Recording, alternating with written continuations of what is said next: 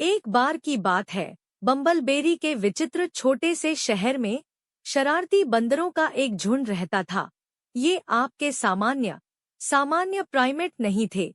ये केले के डाकू थे, जो केले के प्रति अपने प्रेम और जहां भी जाते थे अराजकता फैलाने के अपने शौक के लिए बदनाम थे। हमारी कहानी बम्बलबेरी में एक धूप भरी सुबह से शुरू होती है, जहां शहरवासी वार्षिक केले के त्योहार की तैयारी कर रहे थे।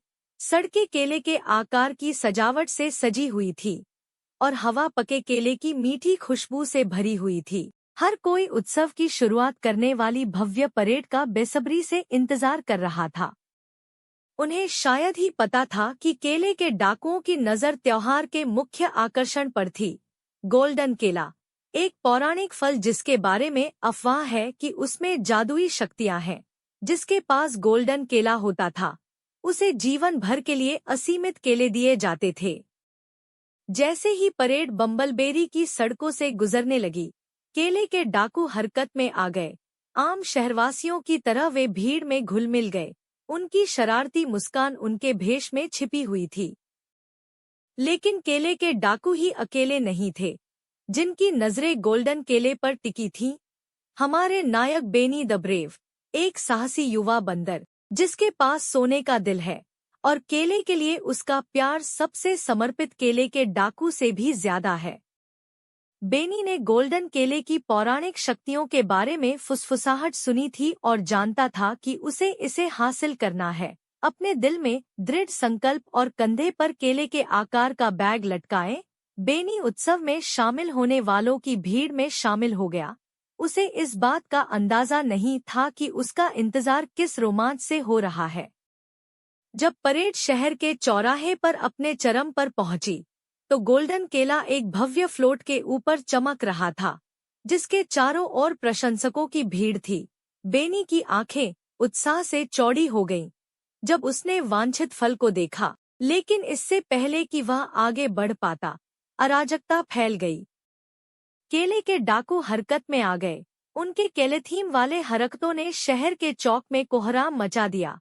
वे लैंप पोस्ट से झूलते हुए, केले को बाएं और दाएं फेंकते हुए भीड़ को हर दिशा में तितर-बितर कर देते हैं। अफरातफरी के बीच बेनी को अपना मौका दिख गया।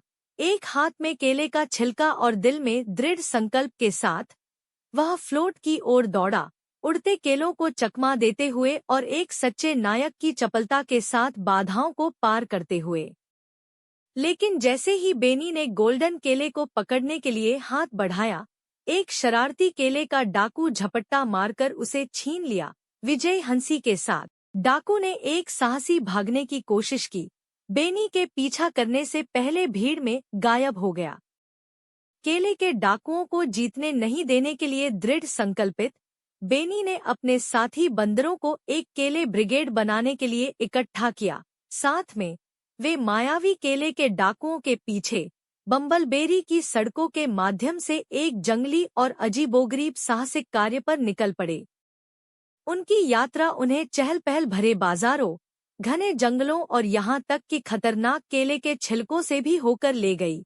रास्ते में उन्हें कई तरह के किरदार मिले, जिनमें बुद्धिमान तोते से लेकर सनकी केले के किसान शामिल थे, जिनमें से हर एक की ग्रेट केले कैपर में अपनी भूमिका थी।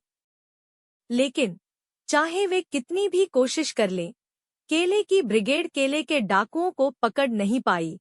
ऐसा लग रहा था कि शरारती बंदर हमेशा एक कदम आगे रहते थे और अपने पीछे केले के छिलकों और हंसी का निशान छोड़ते थे।